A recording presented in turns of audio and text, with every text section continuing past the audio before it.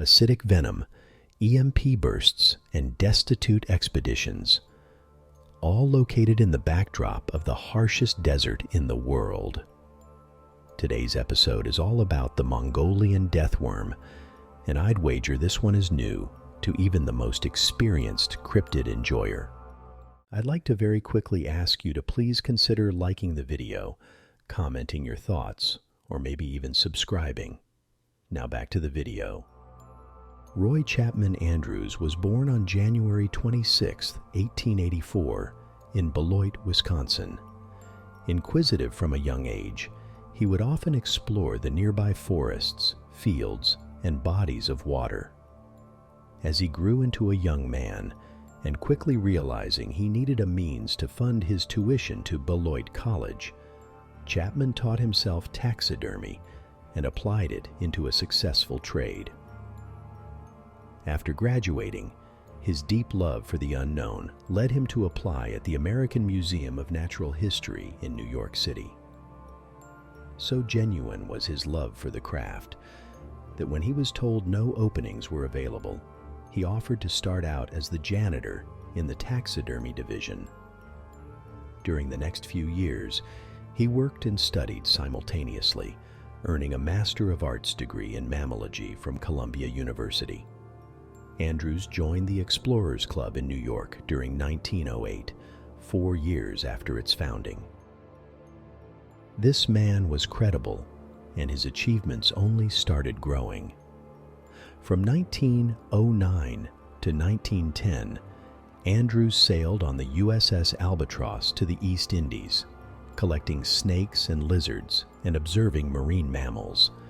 In 1913, he sailed aboard the schooner Adventurous with owner John Borden to the Arctic. They were hoping to obtain a bowhead whale specimen for the American Museum of Natural History. On this expedition, he filmed some of the best footage of seals ever seen. From 1916 to 1917, Andrews led the Asiatic Zoological Expedition of the museum through much of China. This was his first foray into the Far East. In 1920, Andrews finally began planning for expeditions to Mongolia. The first sign of success coming quickly, the party discovered a fossil of Paraceratherium, which was a gigantic hornless rhinoceratoid. This led to the species Andrewsarchus, which was named after him. One after the other, archaeological findings were stacking up, including dinosaur bones, fossilized mammals, and a skull from the Cretaceous period. Most impressive of all so far was the first nests full of dinosaur eggs ever discovered. To top it all off, the man was an honorary scout. You can't get much more prestigious than that. So, we now know the man and his verifiable achievements. He would go on to write a book titled On the Trail of Ancient Man, in which he would describe tales of the monster told to him by locals during a gathering of Mongolian officials. He is quoted as saying, "None of those present ever had seen the creature, but they all firmly believed in its existence and described it minutely." An excerpt from the book reads, "It is shaped like a sausage about 2 feet long, has no head nor leg, and it is so poisonous that merely to touch it means instant death. It lives in the most desolate parts of the Gobi Desert."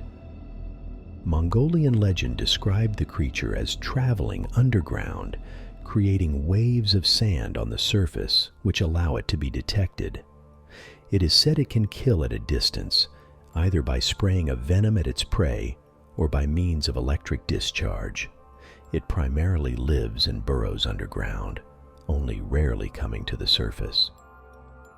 2 separate search parties were launched in 1990 and 1992, dedicated to finding the worm. They would make the perilous trip to the Gobi Desert in hopes of finding something, anything to further the understanding we have of the Mongolian Death Worm. Inspired by the Dune novels, the party tried various methods of pounding on the sand. They constructed a motor-driven thumper and even detonated small buried explosive charges. None of their attempts were successful. So, what was it in the end? Well, when the locals were secretly presented a specimen of the Tartar sand boa, the alleged eyewitnesses confirmed that it was indeed the Mongolian death worm. Not much is known about the boa. Scientists cannot even agree on whether it lays eggs or gives live birth. However, it certainly is a far cry from a venomous, EMP-burst burrowing monster. Until further notice, you can enjoy your trips to the desert with not much to fear. That is unless the sand beneath you starts to shift. Thank you for watching. This is our first video, and we have a lot planned in the pipeline. Let us know your thoughts. And if you'd like more content, please subscribe. Spooky Spectrum TV, signing out.